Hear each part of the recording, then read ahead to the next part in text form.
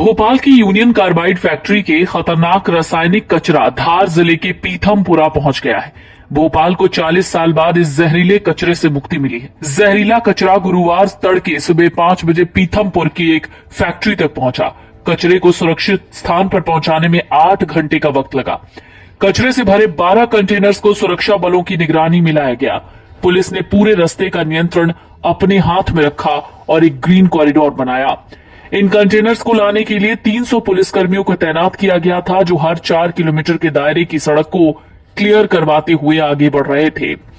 4 दिनों तक चली प्रक्रिया में 337 मीट्रिक टन रासायनिक कचरे को विशेष बैगों में पैक कर कंटेनर्स में लोड किया गया। इसे पीथमपुर की राम की एनवायरो कंपनी में सुरक्षित रूप से नष्ट किया जाएगा। हाईकोर्ट के आदेश पर इस कचरे को 6 जनवरी तक हटाने की प्रक्रिया चल रही है। वहीं दूसरी तरफ कचरा पीथमपुर लाने के बाद इंदौर में विरोध तेज हो गया है। स्थानीय निवासियों और सामाजिक संगठनों ने कचरे को जलाने का विरोध किया। स्थानीय रहवासियों ने आंदोलन तेज कर दिया है।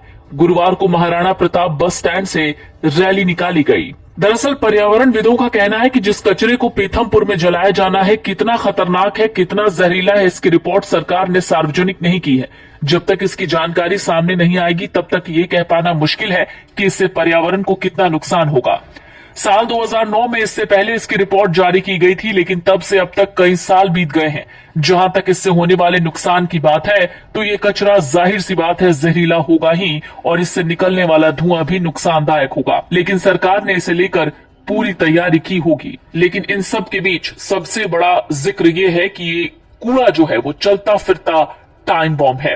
साल 1866 की बात है, जब भारत में अंग्रेजी हुकूमत अपने पांव पसार रही थी। उस वक्त अमेरिका के सैन फ्रांसिस्को में जहरीला केमिकल नाइट्रोग्लिसरीन ले जाते वक्त जोरदार विस्फोट हुआ था। इस धमाके में 14 लोगों की जान चली गई थी। इसके बाद कुछ और जगहों पर खतरनाक केमिकल ले जाते वक्त धमाके की खबरें भी आई थी। भोपाल की 2 से 3 दिसंबर 1984 की दरमियानी रात के बाद हुई सुबह में भोपाल के यूनियन कार्बाइड के प्लांट नंबर सी में जहरीली गैस मिथाइल आइसोसाइनेट का रिसाव हो रहा था। उससे बने गैस के बादल को हवा के झोंके अपने साथ बहाकर ले जा रहे थे और सड़कों पर लोग धड़ाधड़ ताश के पत्तों की तरह गिरते जा रहे थे। कुछ लोग तो उस सुबह उठे ही नहीं। उस रात उनको मौत की नींद आ गई थी। सरकारी आंकड़ा कहता है कि दुर्घटना के कुछ ही घंटों के भीतर 5295 लोग मारे गए थे। दरअसल कीटनाशक बनाने वाली अमेरिकी कंपनी डाउ की यूनियन कार्बाइड की फैक्ट्री से करीब 40 टन गैस का रिसाव हुआ था, जिसके बाद ये दर्दनाक मौतें हुई थीं। भोपाल गैस त्रासदी के लगभग 40 साल बाद मध्य प्रदेश सरकार आखिरकार यूनियन कार्बाइड के 337 मीट्रिक टन जहरीले कचरे को ठिकाने लगाने की कार्रवाई शुरू कर रही है। 1984 की भोपाल गैस त्रासदी के लिए जिम्मेदार यूनियन कार्बाइड कारखाने में पड़े इस कचरे को इंदौर के पास पीथमपुर की एक औद्योगिक अपशिष्ट निपटान इकाई में नष्ट किया जाएगा। केंद्र सरकार ने इसी साल 4 मार्च को कचरा निपटारा के लिए 126 करोड़ रुपए आवंटित किए थे।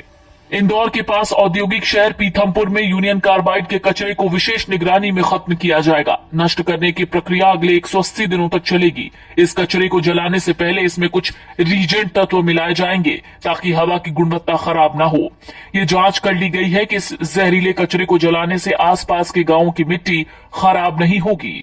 लेकिन सवाल यह है कि पीथमपुर पहुंचने के बाद इस कचरे का होगा क्या। इस मामले पर मध्य प्रदेश गैस राहत एवं पुनर्वास विभाग के संचालक भी कहते हैं कि मध्य प्रदेश में औद्योगिक इकाइयों में निकलने वाले रासायनिक और अन्य अपशिष्ट के निष्पादन के लिए धार जिले के पीथमपुर में एकमात्र प्लांट है। यहाँ जहरीले कचरों को सुरक्षित तरीके से जलाया जाता है। जलाने के बाद अवशेष की भी कई परतों पर जांच की जाएगी और जब तक सभी खतरनाक रसायन नष्ट नहीं होते तब तक प्रक्रिया दोहराई जाती रहेगी। इसके बाद जो बच जाएगा उसे जमीन में गाड़ दिया जाएगा।